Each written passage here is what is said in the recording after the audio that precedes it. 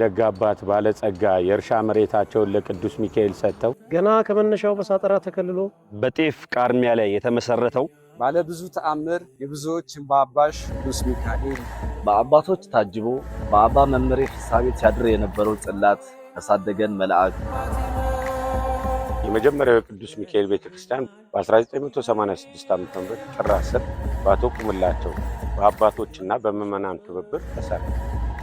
አቤት ጊዜ ሩጫው ስንት ታሪክ አለ። ስንቶች ለሚካኤል እጃቸውን ዘረጉ። ቅዱስ ሚካኤል በስንቶች ደረሰ።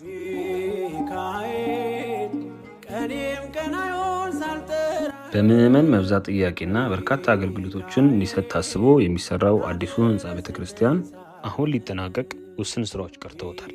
ሚካኤል እንዳስጀመርከኝ ጅማሬ እርሶም የመጨረሻው የፍጻሜ ስራ ላይ በሚችሉት አቅም ድጋፍ ያድርጉ።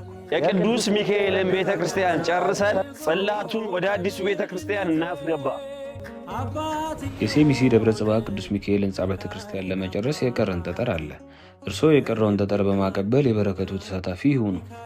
ሳጠራው ቅዱስ ሚካኤል የአልታድ መንደር ወጣቶችና ጎልማሶች መንፈሳዊ ህብረት በቤቱ አሳድጎኛል።